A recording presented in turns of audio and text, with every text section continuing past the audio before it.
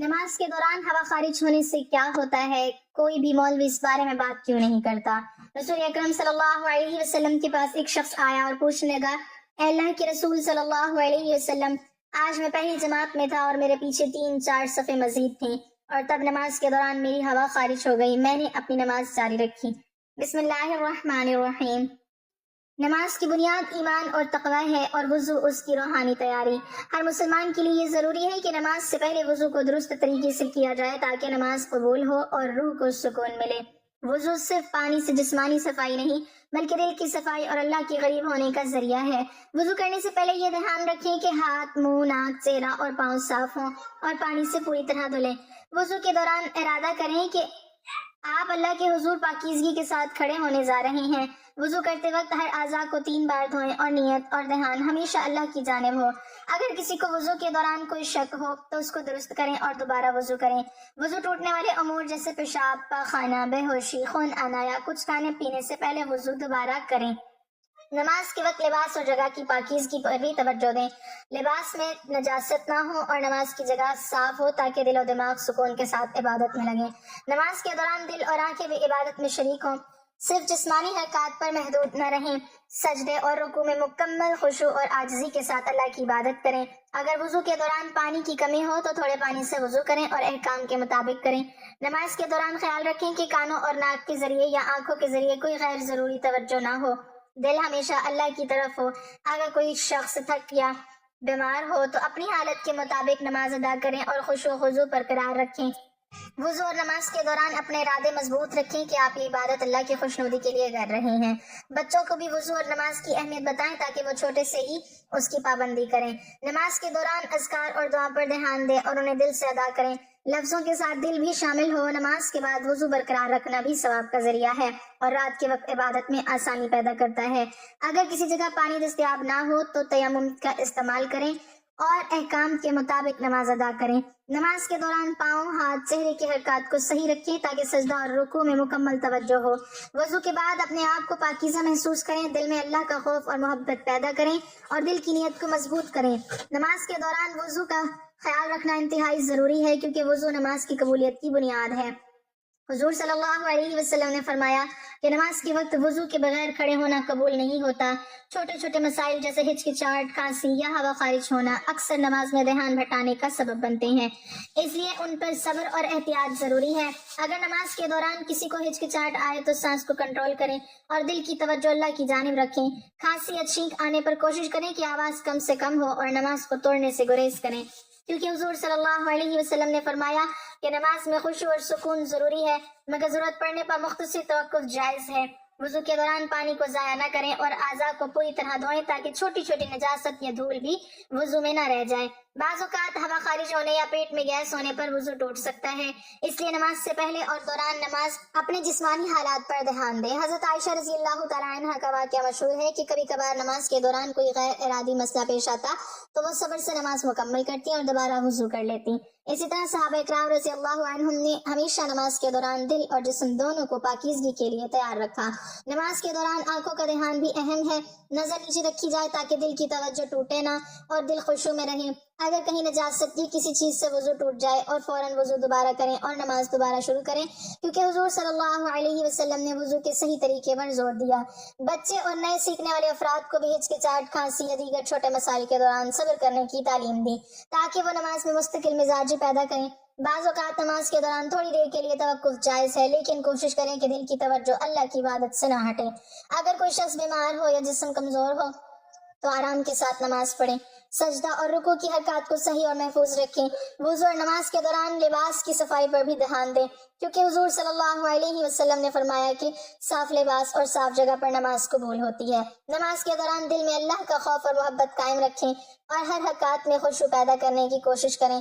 اگر نماز کے دوران کوئی غیر ارادی مسئلہ پیش آ جائے تو فوراً وضو کے طریقے کے مطابق عمل کریں اور دوبارہ نماز مکمل کریں۔ یہ بھی یاد رکھیں کہ وضو اور نماز کی حفاظت روحانی اور جسمانی دونوں پاکیزگی کا ذریعہ ہے۔ حضرت علی رضی اللہ تعالیٰ عنہ سے روایت ہے کہ جو شخص وضو اور نماز کے دوران احتیاط کرے اس کے گناہ معاف ہو جاتے ہیں اور دل سکون پاتا ہے۔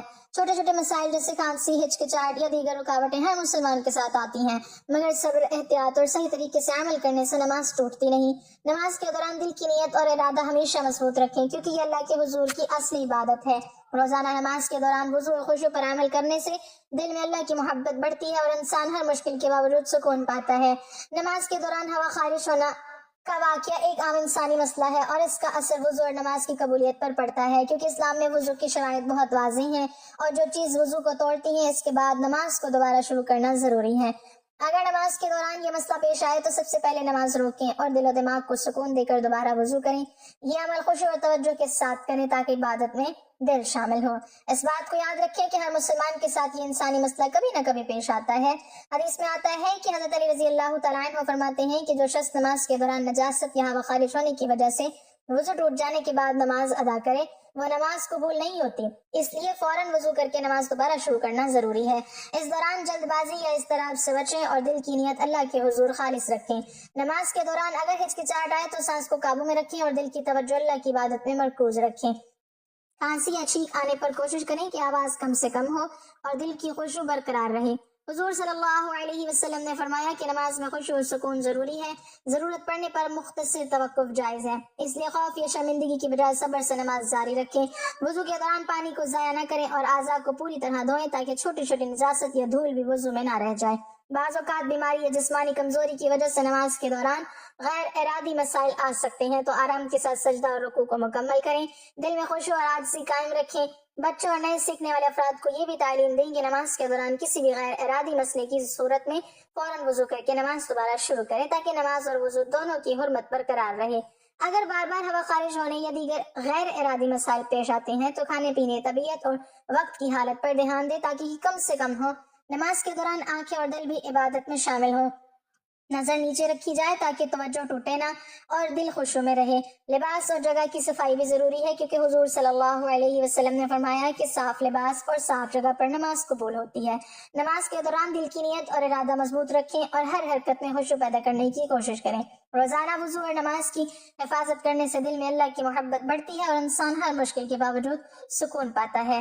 نماز کے دوران غیر ارادی مسائل جیسے ہوا، کھانسی، ہچکچاہٹ یا جسمانی کمزوری کو صبر اور صحیح طریقے سے سنبھالنا عبادت کی قبولیت اور روحانی سکون کا ذریعہ ہے۔ وضو اور نماز کے دوران دل میں اللہ کا خوف اور محبت قائم رکھیں، ہر عمل میں نیت خالص رکھیں اور نماز کے دوران پیش آنے والے چھوٹے چھوٹے مسائل پر شرمندگی یا خوف نہ کریں بلکہ صبر، احتیاط اور خشوع کے ساتھ نماز مکمل کریں، کیونکہ یہی اصل عبادت ہے جو انسان کو اللہ کے قریب کرتی ہے اور دل اور روح کو پاکیزگی عطا کرتی ہے۔ یہ عمل انسان کی زندگی میں استقلام، نظم اور اللہ کی رضا کے حصول کا ذریعہ بنتا ہے۔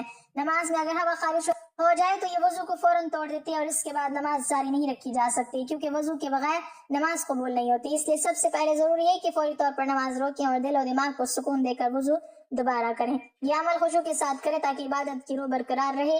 یہ انسانی فطرت ہے کہ کبھی کبھار نماز کے دوران ہوا خارج ہو سکتی ہے اور اس میں شرمندگی محسوس کرنے کی ضرورت نہیں، بلکہ صبر اور احتیاط کے ساتھ نماز دوبارہ شروع کرنا ضروری ہے۔